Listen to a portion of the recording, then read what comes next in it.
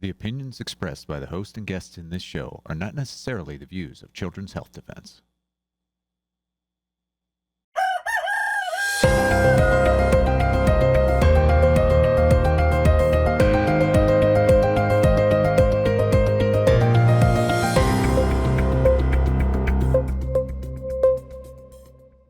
Good morning, CHD. It's Sunday, 8th of February, 2026. Welcome to This Week with Mary Holland, President and CEO of Children's Health Defense, and myself, Polly Tommy. We're going to start off with some, kind of exciting news, Mary. Very exciting, Polly. Very exciting. Well, Brenda Belletti wrote this in The Defender. Congress members urged the Department of Justice to investigate 4 states that prohibit religious exemptions. Federal lawmakers, led by Greg Stube, warn that New York, California, Maine, and Connecticut are violating citizens' constitutional rights by refusing religious exemptions.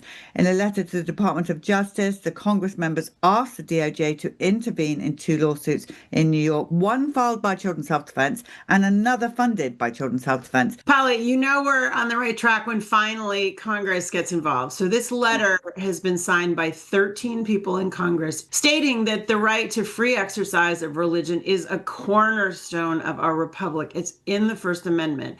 And New York, California, Maine, and Connecticut are denying families that right. The only 2 lawsuits mentioned in this letter are 2 that the Children's Health Defense has really put forward. It also mentions a terrible website that New York State Department of Health put out accusing doctors who've done nothing wrong of fraud and giving out medical exemptions wrongly. It has gotten to such an insane extent, particularly in New York, and we've been fighting back on that, Polly. And I'm so excited. This is a letter to the Department of Justice, to the Civil Rights Division led by Harmeet Dillon, but copies have been sent to Secretary Kennedy at Health and Human Services and to others. This is Representative Stubbe of Florida, and congratulations to him for finally getting other people in Congress to take this issue seriously. These 4 states have about 25-30% of the population of children in the country. This is really not a trivial issue. And as you can see, it's not really just deprivation of the religious rights here. It's deprivation of medical rights because this orthodoxy just becomes so insane, as in New York, where Sarah Doe had letters from 7 doctors and they still wouldn't let her not get a 3rd dose of hepatitis B until we intervened.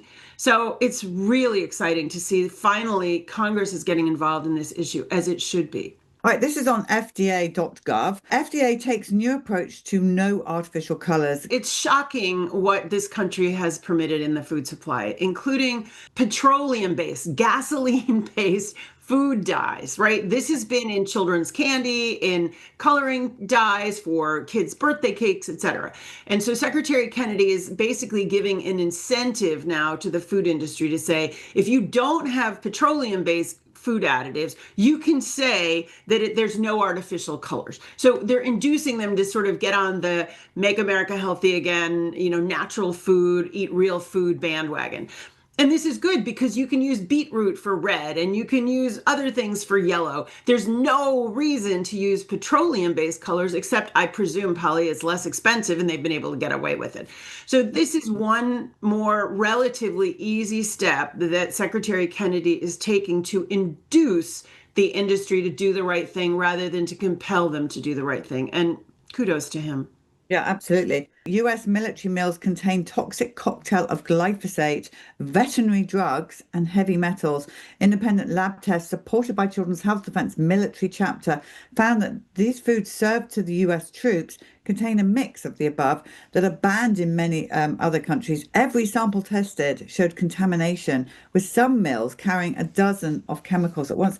Mary, that's disgraceful. How much does the military have to go through? Polly, it's absolutely horrific. It shows a level of contempt for people in the military, a level of disrespect and disregarding their dignity that is horrific. 100% of these meals showed pesticide, 95% showed glyphosate. Many of them showed banned veterinary drugs from other countries. 100% of them had heavy metals. China has discontinued use of any genetically modified foods for its military, but we still have GMO products, pesticides, heavy metals, glyphosate. It's outrageous. I'm so grateful to Zen Honeycutt at Moms Across America and for us having the opportunity through our military chapter to get behind this. This is just outrageous. Michael Navadakis here. This is an official from the CDC. MMR vaccine does not guarantee protection against measles. In a February the 1st letter to the Wall Street Journal, Dr. Ralph Abraham, Principal Deputy Director of the CDC, wrote that in a recent Colorado measles outbreak linked to an infectious international air traveler, 4 of 9 secondary measles transmissions occurred among fully vaccinated travel-related contacts. Abraham cited the CDC's latest morbidity and mortality weekly report, which confirmed the numbers. I'm eager for us to go on to the next story. Yeah, let's do that. Let's go on to do that because it really helps to explain why this is happening, Polly. All right, this is Anne Tamarco Rosen in Substack. Stephen Krahling dropped a bomb on the MMR narrative and no one heard it. For the efficacy study, they committed fraud. For the safety study, they just never did it. So what just happened with this latest measles outbreak that Ralph Abraham at CDC talked about is almost half of the number of people who were infected had gotten 2 doses, count them, 2 doses of the measles, mumps, rubella shot. So obviously this, and the other people were unvaccinated and none of them died and none of them were hospitalized as far as we know. What this is showing us, as Karl Jablonowski on our science staff says, this is not a very effective vaccine.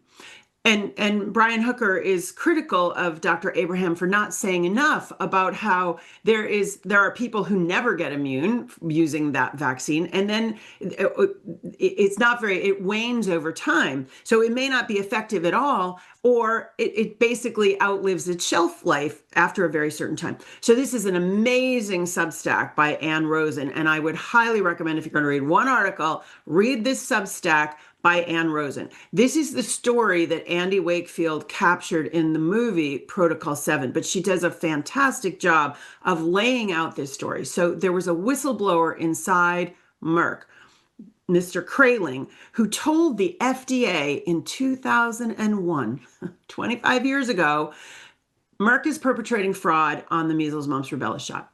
In 2010, with a colleague, he filed a lawsuit. In 2024, the Third Circuit Court of Appeals, the second highest court in the country below the Supreme Court, says, you know, the FDA said it was okay. They didn't mind the fact that they knew that it was ineffective. They knew that Merck was engaged in fraud. So it's not material because they kept buying the vaccine. Like, what is this court thinking? Who's protecting children? Courts have an obligation here. And so there's a video embedded in this article where Krahling explains the fraud in detail. The former head of the FDA, Polly, David Kessler, was an expert witness on behalf of Krahling. And what Krahling said is so true that Ann Rosen quotes, a lack of transparency, which is the case here, makes informed consent an impossibility. And then they go into how first Merck was putting too much virus in the vaccine. They thought that this was going to be temporary. Then in Protocol 7, the movie, and what they did is they knew that the overfilling was unsafe, so they knowingly put on the market a vaccine that they knew was ineffective. And apparently Krahling's boss said, well, it's better that we put on the market something that's ineffective than that it's unsafe. The level of corruption here is just mind-boggling. And I'm so glad that Anne is drawing our attention to this again. And frankly, Polly, we're going to see a lot more measles outbreaks because the vaccines don't work. And so all these people who thought, oh, gee, I'm never going to get measles. Well, guess what? You might get measles. Brenda Belletti, lawsuit reignites debate about AAP's famous 10,000 vaccines claim. In 2002, as parents grew increasingly concerned about the cumulative effect of an ever-expanding vaccine schedule, Dr. Paul Offit claimed that each infant would have the theoretical capacity to respond to about 10,000 vaccines at any one time. Offit, then a member of the AAP Committee on Infectious Diseases, made the claim in an article he wrote for the AAP's journal Pediatrics. Ridiculous claim. I mean, ridiculous. Well, horrific claim, right? And as our complaint against the American Academy of Pediatrics points out, this was an attempt to deflect legitimate concern by parents and even pediatricians. Like, what are we doing? We've expanded this schedule so much. is what we're doing too much, too soon. And the way that AAP and Paul Offit and pharma deflected this was by saying, well, theoretically, a baby could take 10,000 shots at once. And that claim is still on the websites of the Global Alliance for Vaccination and Immunization, Gavi, one of Bill Gates's pet projects, and the Children's Hospital of Philadelphia, where Dr. Offit is affiliated. This is big tobacco transplanted to big vaccine, and that's what it is. Racketeering scheme. Vaccine makers profit twice by selling drugs to treat vaccine injuries. A lawsuit filed by Children's Health Defense against the AAP alleges that the AAP's aggressive promotion of childhood vaccines created a closed loop business model that set up pharmaceutical companies to profit from vaccines and from drugs used to treat vaccine injuries. So again, this stems from our lawsuit against American Academy of Pediatrics. I'm really grateful to Defender for breaking this down for people. So what we're alleging is pharma doesn't and AAP don't make all their money just on selling vaccines, where they say, oh, this is a burden, we don't really make any money on that. Yeah, we agree. A racket creates its own demand. By vaccinating people early in life and disrupting the normal natural development of the immune system, we are causing a chronic disease epidemic. And so the same pharmaceutical companies that manufacture these vaccines, they also are cashing in on drugs for anaphylaxis, EpiPen, or for asthma, or for other kinds of diabetes, or for idiopathic or immune thrombocytopenia. And so this article goes into all the chronic diseases where the drugs for them that you need if you have this chronic condition are billion-dollar profit propositions for industry. It's got to stop, Polly, and I'm very excited that things are moving forward in Congress, in the courts, in the popular opinion. Things are moving forward. The truth is coming out. Finally, it's not just us crying in the wilderness. It's lots of people in high places who are going, oh my gosh, this is bad. And it's taken them a long time, but they're coming along, and that's fantastic. Yeah, we're staying with AAP, formula maker with ties to AAP at center of botulism outbreak that hospitalized 51 babies. Federal investigators confirmed that By Heart infant formula, By Heart the name of the infant formula, is at the center of this unprecedented botulism outbreak that again sent 51 babies to hospital in 19 states. So this company is giving over $50,000 a year as a donation to AAP. Bacteria was found in these unopened cans. It's a really serious issue. Fortunately, no babies have died, but this was advertising itself as like the most similar product to breast milk. And it was right there with Pfizer, Merck, Moderna, and Sanofi as the president's circle at AAP. Jill Erzan here in the Defender. Colorado and New Mexico lawmakers move to control state vaccine guidelines. Lawmakers in Colorado and New Mexico are working to base state vaccine guidance on recommendations beyond the CDC's revised schedule. Critics say the changes expand liability protection for manufacturers and providers while sidelining parents' ability to make full informed consent. Well, Polly, this is essentially the same bill that I testified on this past week in Vermont. So 19 states happen to be Democratic-led states. They are all saying we're no longer going to follow HHS and what Kennedy and the CDC are saying. And kudos to a leader in our military chapter, Pam Long, who's also the mother of a vaccine-injured child. So she's a MAHA mom, if you will. And she testified and she said, you're bankrupting the state. You're talking about injuries that require 24/7 care. She said these bills are all about who's not liable, who is liable. And she points out, it's basically the parents. And these bills suggest that the AAP, American Academy of Pediatrics, that we just talked about, that they are the source of trusted evidence. We're accusing them of fraud and racketeering. They're allied with people who just put botulism toxin in baby food. But those are the people that these 19 states say they're going to follow. You can't make it up, Polly. All right, Michael Navadakis here. Nearly half of Japanese surveyed said they will not get vaccinated in a future pandemic. Among those who said they wouldn't get vaccinated in a future pandemic, a third said they did get a COVID-19 vaccine. The study by 8 University of Tokyo researchers was published last week on the medRxiv preprint server. The researchers said they wanted to shed light on the factors contributing to vaccine hesitancy. This is interesting, Polly. I think that number is probably similar to other statistics around the world. People they're not going to fall for this twice, right? Fool me once, fool me twice, shame on me. People aren't going to fall for it. And our scientist, Karl Iwanowski, took a deeper look at the statistics on these people in Japan. And he said 69% of these people said they had a mild adverse reaction. 23% said they had really bad, severe adverse reactions. One of the things we're learning, Polly, from the Epstein files that have been released was the engagement of Bill Gates with Jeffrey Epstein. And I hope we'll be coming back to it because I think it's really important. And they were really hoping that they were going to be able to play out, pandemic after pandemic after pandemic, basically putting in place a new global superstructure that would be profitable and would create a new form of supra-governmental administration. And I don't think I think post-COVID, there's no way that's going to work. Thank goodness. Brenda Belletti here. Let's bridge the divide. This is Children's Health Defense. Mary Holland challenges author of BMJ op-ed to debate vaccine science. Mary, tell us about that. Well, Polly, we were all pretty surprised to see an article in the British Medical Journal by a representative of the Commonwealth Fund all about children's health defense, quoting me, Mary Holland, and saying, at least in the headline, let's bridge the divide.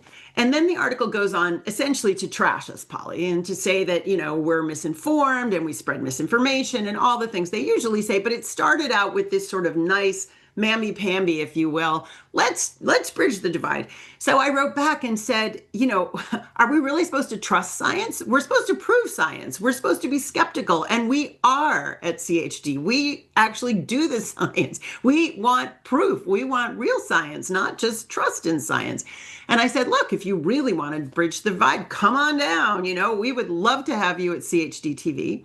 So we wrote an article in Defender about it, but I also sent that to the rapid response at BMJ. And as of today, Polly, they have not run my response, although they have run another response saying, yes, these people are so misguided. And this woman apparently had sat in on, they had done online participation at our conference. They've had no contact with us whatsoever. And one of the things that Brenda Belletti's outstanding article covers is that at the hearing that Ron Johnson led, where Aaron Seery was president, Toby Rogers, they dismantled some of the numbers from the Commonwealth Fund. At that hearing, they had this big sign behind Senator Blumenthal saying 3 million lives have been saved by the COVID shots. And there's nothing to back that up, Polly. It's a blog post. There's no science behind that. So, I'm not really expecting to get a warm greeting from this person, but we'll see. We've reached out. Scientists publish map for how aluminium or aluminum in vaccines can cause brain injury that triggers autism. Aluminum adjuvants in vaccines can and likely do cause autism in genetically susceptible babies and children, according to a new scientific review of over 200 peer-reviewed studies. The review, led by Children's Health Defense Chief Scientific Officer Brian Hooker, lays out the biochemical and physiological framework that explains how aluminum containing vaccines can and do cause autism. Yeah, this is groundbreaking, Polly. So this is a meta-analysis of 200 peer-reviewed studies about how aluminum is crossing the blood-brain barrier and injuring the brain. And the evidence meets all of the 9 Bradford Hill criteria, which are about how diseases happen, and they're often used by the courts. We're hoping, there's a quote in this article from Chris Shaw, an expert on aluminum, that the Advisory Committee on Immunization Practices is going to really look at this, because aluminum adjuvants are in so many of the vaccines still on the federally recommended schedule. Hepatitis B, DTaP, Haemophilus influenza B, polio, pneumococcal hepatitis A, and human papillomavirus. So this is a critical issue. And I hope that the ACIP does take this up right away. Okay, Michael Nevadakis, Health Canada slow walks release of vaccine injury reports.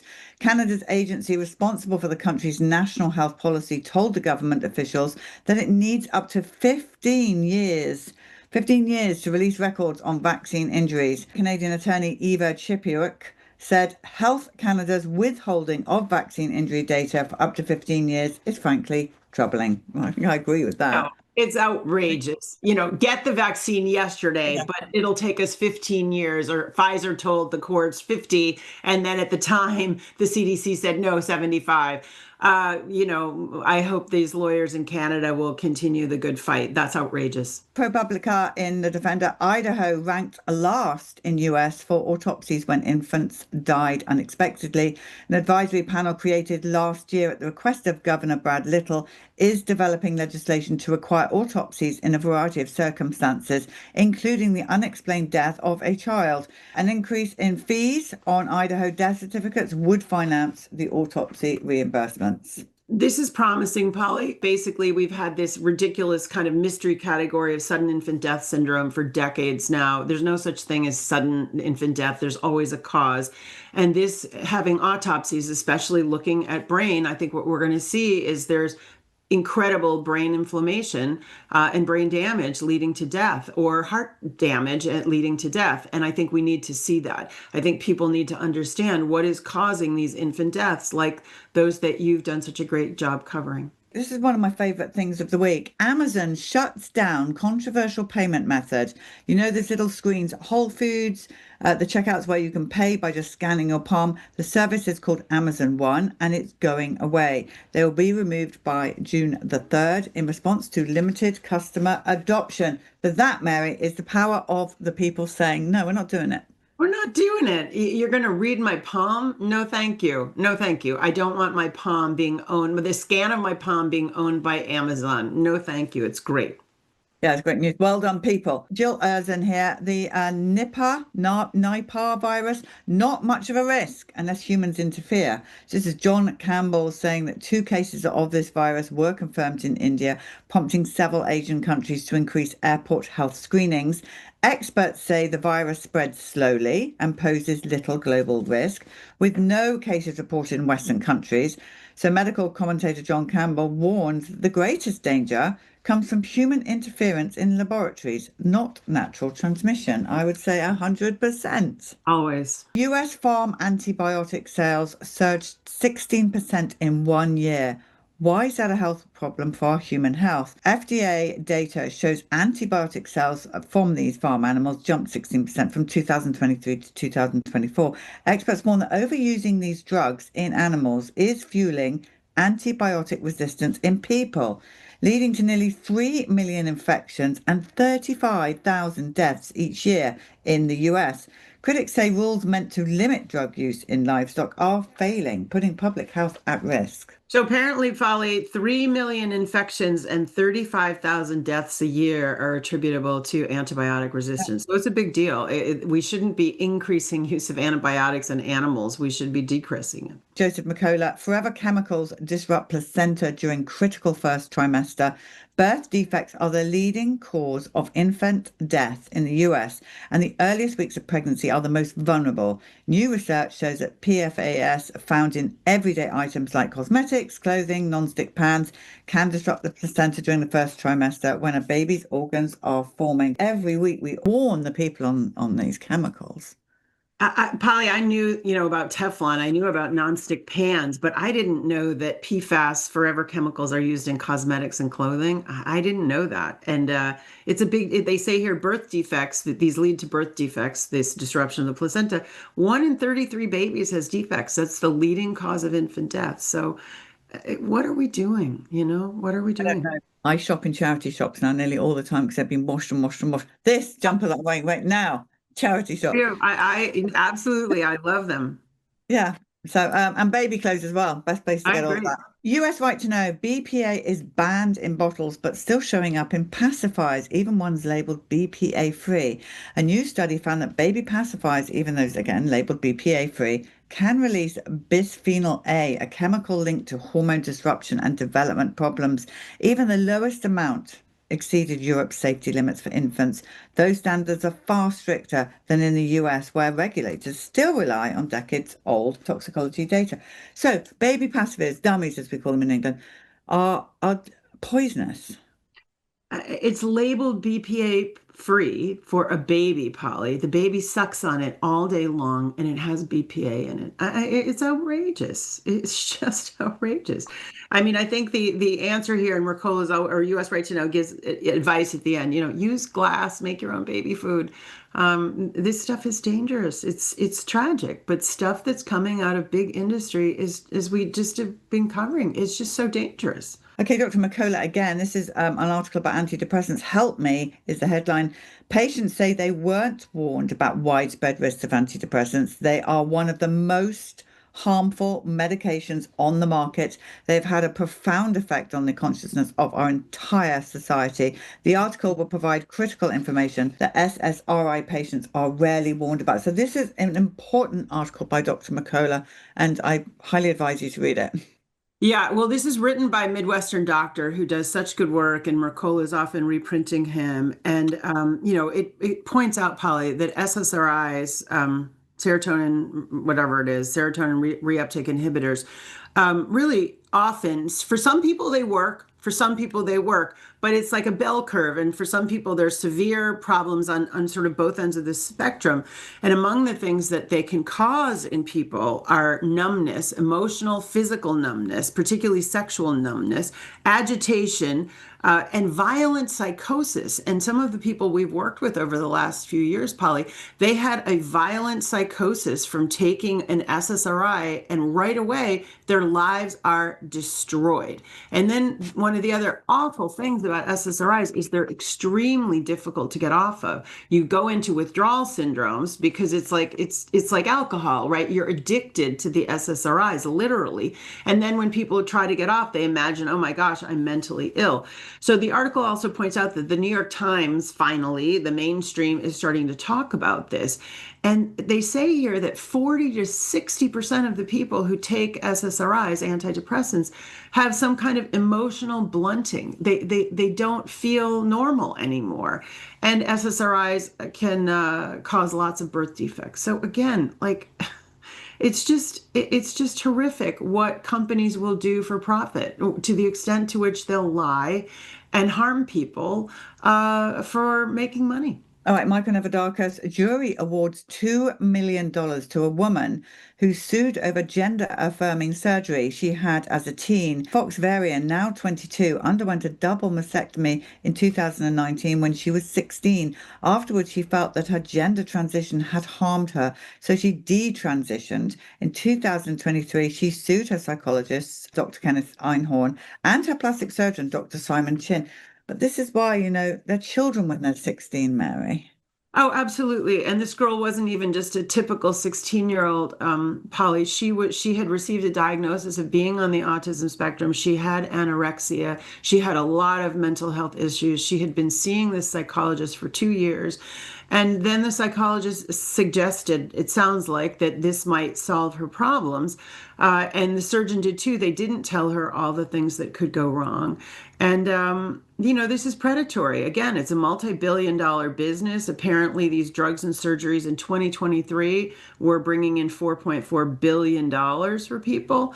The AAP that we've been talking about was pushing this. One of the cases now being brought by a detransitioner does name the AAP as a defendant. This was a 6-person jury. Sayer G is quoted in this article as saying there's no ethical or medical justification for subjecting children to experimental interventions that permanently alter healthy bodies. This is a turning point, Polly.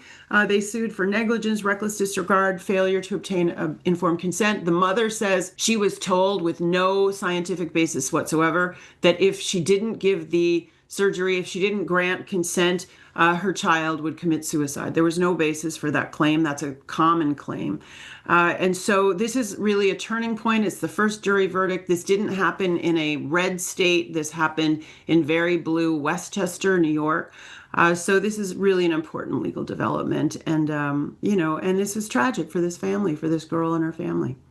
Yeah. Really is. We ended up 50-50. Nevada town stops one cell tower but not the other. After a 2-year battle, the residents of Minden in Nevada won a partial victory. Verizon will be allowed to build an 80-foot cell tower near an elementary school, public park, and several homes, but it can't build a similar tower near a high school, daycare, or dance studio. So our Stop 5G program, Polly, was deeply involved in this attempt to forestall both of these towers, and they were only able to forestall one of these 80-foot towers. And this is about 20 minutes from Lake Tahoe. This is why we have this program called 704 No More to overturn Section 704 of the 1996 Telecommunications Act, because basically it disallows any input from the local community. The law specifically says you can't talk about the health effects, even though the health effects are profound. You can talk about depreciation of property values and wildlife species and other things. And so even though they only were able to cancel one of the towers, that in and of itself is a victory. We have to continue to work on this issue. It is really critical to how the world is developing. We can't have antennas and towers being stationed everywhere near children, near residential housing. It's harmful. Brenda Belletti here. No more citizen petitions. Industry lobbies Congress to weaken key protections against toxic chemicals. Months after a federal judge ordered EPA to regulate fluoride over risk to children's brains, industry-backed lawmakers are advancing legislation to dismantle the Toxic Substances Control Act. Experts say the overhaul would block future citizens' petitions, shield the EPA from court scrutiny, and undo the very legal tools that made the fluoride case possible. So, Polly, this is industry's response to our friend Michael Connett's lawsuit that won to get fluoride out of the water, right? To get a judgment against the Environmental Protection Agency saying that it is an unreasonable risk to expose babies and young children and others to fluoride in the water. Industry is striking back, and they want to be able to continue to do whatever they want. And so they call it modernizing the Toxic Substance and Control Act. And basically, it would have blunted the ability to bring that case on fluoride, which is so important because we should not have fluoride, an industrial waste product, in our water supply. So this is bad news. We need to fight back against this. Our political system basically is so distorted and so tainted by big money. I mean, that's just the reality. But it's not over till it's over, and there's a lot of pushback, and I'm so glad that we're reporting on it. Our friend Warner Mendenhall at Freedom Council is battling a serious case of cancer, and we definitely want to send our prayers and best wishes to him for a speedy recovery. And if people are in a position to help out with his expenses, that's a wonderful thing too. All right, everybody. Well, Mary is going to take a well-earned 2-week break, hopefully. Thank you, Polly. I hope so. Yes, I am off to India for a couple of weeks. I will give you an update when I get back, but you will be well taken care of in my absence, of course, by Polly and her guests. Actually, I'll be at another meeting, so I'm off for 3 weeks. Enjoy the change of pace, and I look forward to seeing you then. We will miss you, Mary, but do have a good break if you can. And to our viewers, I'll be back next week with Dr. Suzanne Humphreys standing in for Mary for 1 week only. Well, that's fantastic. I enjoy her. I will miss listening to you and Suzanne next week. All right. Well, pray big, stand firm, never settle, and I'll be back next week.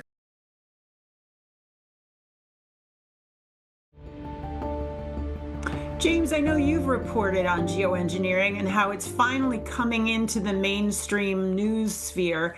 Tell us what you perceive about this dimension. The propaganda surrounding this is a thing to behold, because the one thing that I've noticed with regards to the reporting on this exact type of weather manipulation is that every single time it is ever reported on, it is reported on as if this is some brand new breaking news development that just happened yesterday, despite the fact that we, of course, have had various versions of cloud seeding and other weather manipulation technologies going back many, many decades now. But they will always bring it up as if it's some sort of cutting edge technique that they're thinking about maybe deploying. Whereas in reality, as we know, it's been going on for some time. And in fact, we do know that Enron, yes, Enron was behind the development of weather derivatives markets a few decades ago now, back in the early 2000s. So we know that this has been part of a much, much larger plan for a very long time. But for some reason, we don't get to hear about this aspect of it in the daily news unless it is reported as a potential for the future. We're told to not believe our eyes, for one. It's almost like when masks were introduced to the public nationwide, everybody just was expected, well, we know why we're doing this and follow the science or whatever, and everybody put on a mask and nobody questioned it. It's just crazy. Right. Right. You're right. It's like people see the skies look profoundly different than they did decades ago, but it's somehow been normalized. And well, it's just condensation, right? If you talk about it being spraying intentional with heavy metal particles, you're kind of tinfoil hat. I think that's been used a lot, although that seems to be shifting a little bit. I would think we would all agree, and our position at geoengineeringwatch.org is that whatever a person's position is on the climate or the state of the climate, how can we have any legitimate discussion about the climate from any perspective without first and foremost addressing the geoengineering issue? So again, when you can cover the entire horizon with what these jets are emitting, that is a complete skewing of any natural weather, anything. And so again, we hope that that will build bridges instead of burning them, that no matter what a person's position is in the climate, how can we discuss it with any legitimacy without discussing this elephant in the equation first and foremost? Does anybody disagree with that or want to agree with that this has to be brought up as a major part of the conversation about climate, about environment? We are not sure what is being sprayed, why it's being sprayed, who's spraying it. We have some very good theories about how electromagnetic fields might interact with charged particles that are being sprayed at the upper troposphere, stratosphere. There may be other weather effects that have nothing to do with spraying, such as the formation of earthquakes, or it may have to do with spraying to keep a hurricane located in one place for a prolonged period of time. The thing is, it's not just happening in the United States, it's happening all over the Western world. It's happening in Russia. I'm told it's happening in Asia. And when you look at government budgets or you look at other official documents, what you see is that governments admit to doing research on weather, but they do not admit to actually trying to change the weather. We know that you could cause rain, you could seed clouds to cause rain, at least starting in the 1940s.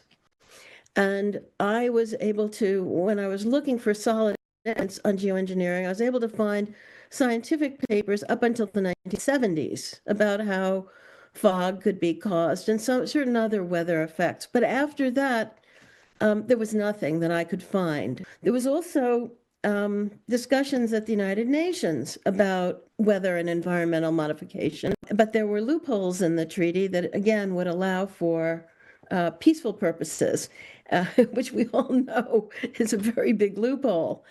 So what I'm trying to say is that we don't have a handle on what's going on, but it is happening at a supranational level, just as COVID was, handled the same in multiple countries, and presumably it is being managed by the same people who managed COVID at a supranational level, and it behooves us to immediately talk about this and demand of our governments that we sort out what the heck is going on, because we appear to be getting sprayed with toxic particles that are likely to be harmful to our health, certainly not helpful.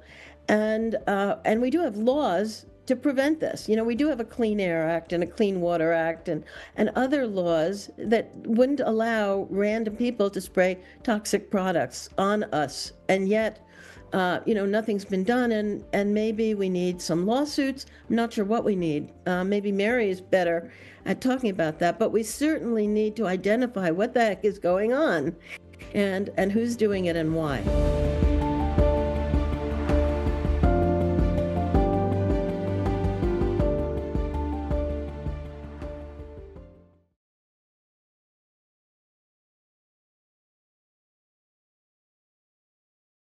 All right, we're live.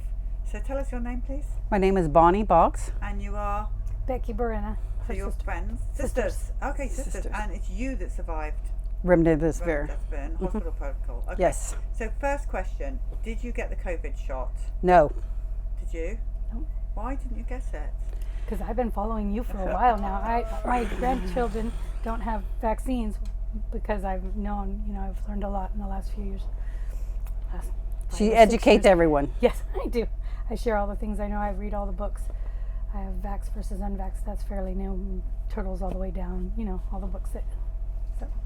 All right. And do either of you have well, not you. I'm going to exclude you, but you didn't take the shot. Do you have a heart condition or blood clots? Yeah. All right. We'll get to you in a minute because you.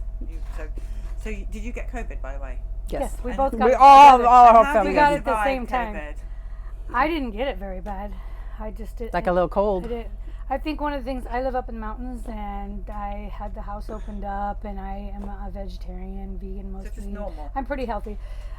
She lives in the city. They were worried about it. She was cooped up in her room. They were trying to stay in her room with the door Did you have shut. a pulse thing on your finger? In the hospital? No, before you went into Before. hospital, did you measure your oxygen? No. So you just couldn't breathe? I just could not breathe. Okay. And so what made you go in? Because I couldn't breathe. Because So I just I had the cold symptoms. Everybody had it. My honey had it. He was getting better. Everybody had it. Everybody's getting better. I had it. Some reason it just got, one day I just couldn't breathe. I just couldn't breathe. It was really weird. I was just like, I was trying to take breaths. I was trying to do everything because I did not want to go to the hospital. That was the last thing I wanted to do was go to the hospital. We've been following things enough to Yeah, know you didn't to wanna know go. that we didn't want to go to the hospital. But my honey, he says, you're going to die right here. You got to get breath. So they take me to the hospital. Was the sad part. They took me to the hospital. They checked you in. My temperature was 105. It was 105 outside. After they did my temperature and all that, they stuck me back outside 105 degrees temperature To wait for another hour. Even though my temperature was What were 105. you waiting for? For them to take me to the hospital to admit her. to admit me. Admit you. To admit me, I guess, because of the the COVID or whatever. So did they do a test on you to see if you had COVID when you went in? Nope. Well, that's They interesting. did not. I don't remember them testing me for COVID. They might have, but I don't remember them Did they testing ask me. you if you were unvaccinated? They were trying Yes, to get you to yes. They tried to force me every day, 4 or 5 times. I was there in the hospital from the 1st to 11th. For 11 days, I was in the hospital. And they literally tried every day, 4 or 5 times a day, you need the shot, you need the shot, you need the shot. And I knew enough from my sisters and hearing stuff that, no, I don't want a shot. And no, it'll kill me because I've already got COVID, supposedly. So, no. But when they took me in, they put an IV in my neck and they took me upstairs to the ICU, and whatever they gave me killed me. And they brought me back. They paddled me back to life. I didn't even know that. What do you mean Right, whatever but they slow gave that you? down a minute. Whatever they gave you killed you. You learned later what that was. What was that? Remdesivir. Remdesivir. So Well, they gave you remdesivir 5 days in a row. 5 days in a row. and you flatlined. Yes. And they somehow paddled me and brought me back. And I didn't. The sad part is they didn't tell me. When I woke up, the guy, the nurse that was in ICU, he says, Welcome back. it was welcome back. And I thought he meant welcome back because I went to sleep and woke up. I didn't find out till I went after 11 days after I was out. I had a follow-up appointment with my doctor 2 weeks later. And 2 weeks later, he's the one that told me that I flatlined. So then I had to requisition a hospital for a CD of my everything. And that's when it said that they paddled me. Nobody even bothered to tell me. All right, so you actually, you're sitting here today. Thank God. Thank God. And so how did you get from being flatline, paddled, and you're back here sitting on I woke up and I don't know how long time was just, I don't even know how long I was out or what anything. Time had just gone by. So they said they were going to take me to a step-down unit. So they took me to a step-down unit. What is a step-down unit? It's a step-down unit from ICU where you still have COVID, but you're not critical enough to stay in the ICU. But it's like not really for a regular but not putting you in a regular room. And it's like I was in a room that had a glass wall, and it had this air conditioner thing that was pushing out all the air outside so it wouldn't be in the room. It was crazy. And Went through a lot in there too. that was a nightmare. They tried to starve me. My honey would send up food. They would throw it away and tell me I couldn't eat it. They would. I wouldn't get food. I'd have to call the hospital 3 or 4 times. The downstairs. I asked them for the number, and I kept calling, and they kept saying, "We don't know what happened to your food. We don't know what happened to your food." Like 3 times in one day.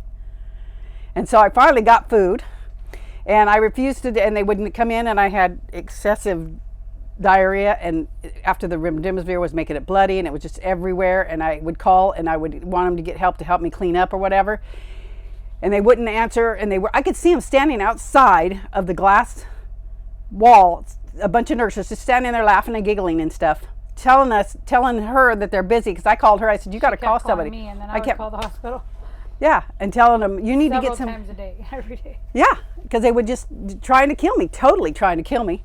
I mean, that's how I felt. I mean, they didn't do anything for me, you know what I mean? And they just kept telling me. She'd be in tears when she called me. I'd just be. I'm a mess, and they won't call And me. literally, I have a picture somewhere, but it's literally just the bedpan fell over, and it was all over the room, and it laid there, just crap everywhere, all over the whole room for like hours, and didn't even clean it up. So if it was really that, you know, it was just the whole thing was just absolutely a nightmare.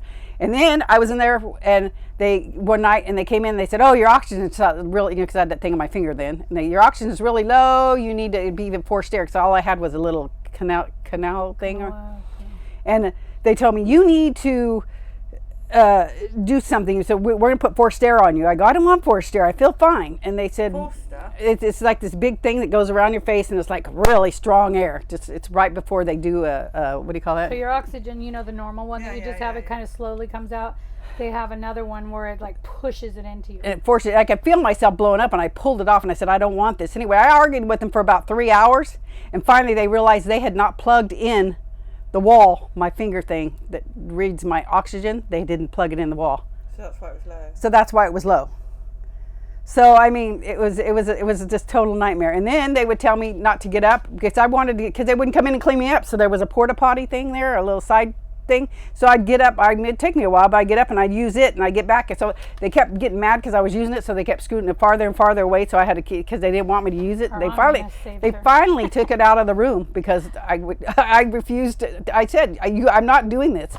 My feet were like, so I was from all the medicine and stuff. My feet were swollen. They were like round. I could barely even stand on them. And then I went home on oxygen, and I was on oxygen for what, probably 6 months. How did you get home? Because no one gets out of these places. Because they enough of us, I think, calling and I wasn't. I kept trying to get up. I was being a pain in the butt.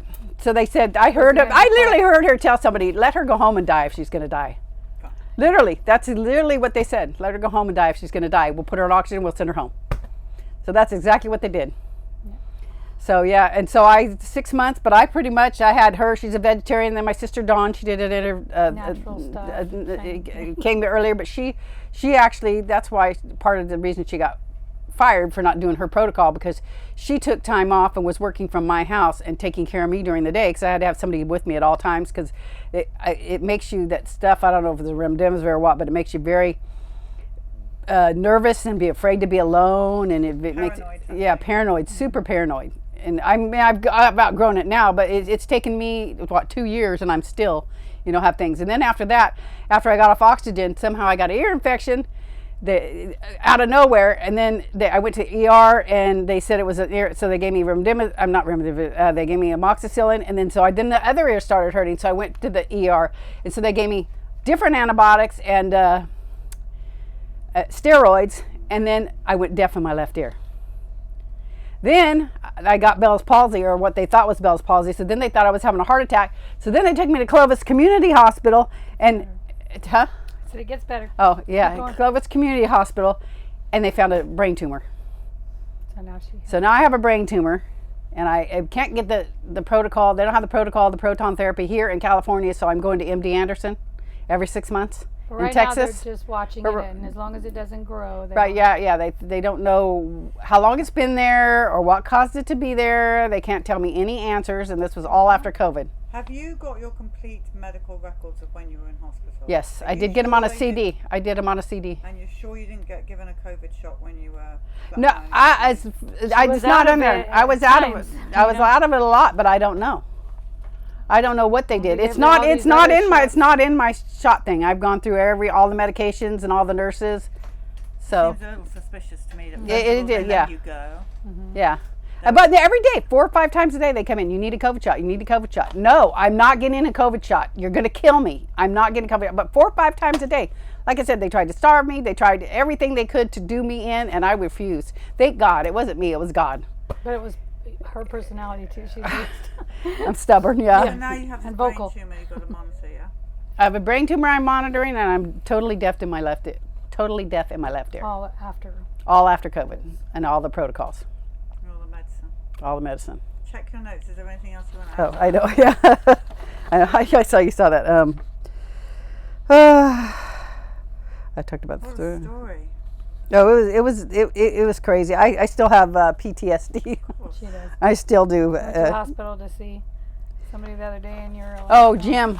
Yeah. yeah. Her she takes care of a guy, and he had to have something done, Yeah, a throat medical opened up. procedure anyway, and it was in St. Agnes, and I went in with her to visit him, and my heart started palpitating, and I just started freaking out. I just I was just started having PTSD really bad. And even when I talk about it, like right now, I can feel myself getting a little bit shook up. St. Agnes was the hospital. lots of stories. Of What is your advice to people?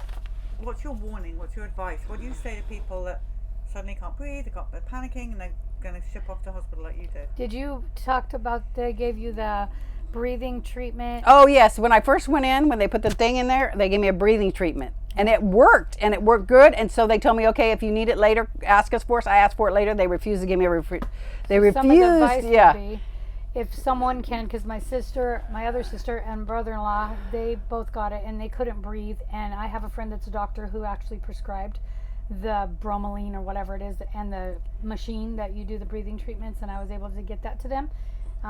So that's something that someone could do, because if you can get that on your own, if you can find a doctor that'll prescribe it to you, frontline doctors maybe or somebody, and treat yourself before you go to the Yes. hospital with it, and That was my last, yeah. And like I said, and We I didn't did know not, that. I did not, they tried to, put me on a breathing machine, and I refused it. I would not let them put me on the breathing machine. I really believe I wouldn't have walked out of there had they put me on the breathing machine.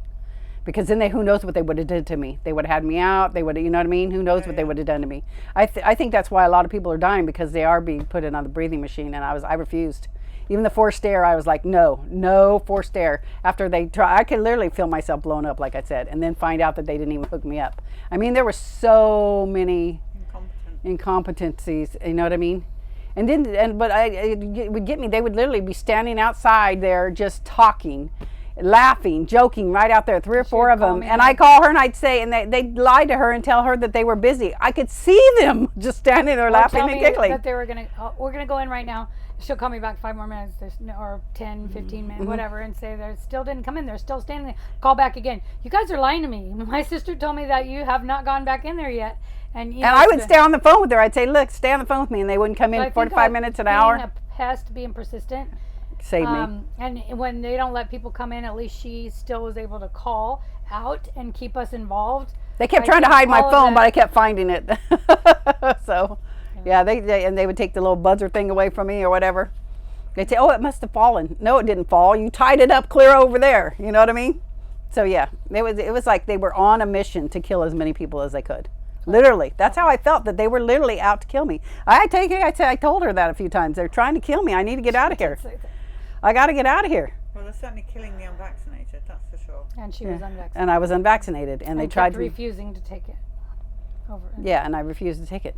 I was like, I'm not going to do it. No, I just want to go home. I just want to go home. I just want to go home. And finally, I just was such a pain in their butt that they finally let me. They said, like I said, I heard one nurse tell the other, we'll just let her go home and die. Just put her on oxygen. Just send her home. She's too much. Because everybody else that's in there are dying, and they're not on the phone, or they're on the breathing machine, so they can't get to their phone, you know what I mean? So, or they had you out. I refused to let them knock me out. Eventually, my stomach was so full of bruises from medicine. They said it was to keep from blood clots. I finally told them, no more. I said, I'm refusing it. She said, I have to write that down on your chart. I said, put it on my chart. I refuse to take it. So I started refusing. To my list of stuff that I refused. Yeah, so I refused so much stuff, and I just kept doing my own thing, that they just got tired of me. I was not doing doing their little protocol thing, I guess. They're not following. Yeah. I really program. appreciate you coming talking to us. Well, my sister's talked me into it because it's still very, very hard for me. Well, I was excited. Trying not to cry, Oh, but the yeah. bus. And I'm like, oh, the bus is coming to our area, We're Bunny. You just so gotta pleased you're alive and that we're not pinning a photograph of you. Thank God. Yeah, amen. I thank God every day. I know it was God. I mean, I laid in there and She was told him. meant to tell her story. Yeah, I know that he wanted me to spread my message. That's the only reason I do. I really don't, like I said, talk about it because it gets me. Of course. Still very. Because it was extremely traumatic. And the level of abuse was horrific. Yes, it was horrible. I wouldn't think that they would even treat an animal like that. You know what I mean? It was horrible. I mean, and for a hospital, these nurses. My mom was a nurse. She would have never treated no one like that ever in 100 years. You know what I That's mean? the thing that's really hard to believe is the way that medical personnel have acted, not only gone along with it, but been irritated by people that wouldn't go along with it, and just you see it over and over again. At the doctor's office, at the hospital, whenever, when Jim just went in and he wasn't vaccinated, they're still trying to push the vaccines and still act like, you're a bad person it's bad. because you won't do it. Yeah, it's sad. All right, well, thank you. Thank you for letting me share my story. Thank you for telling me. I really appreciate it. I'm glad she did it too. I know. Oh.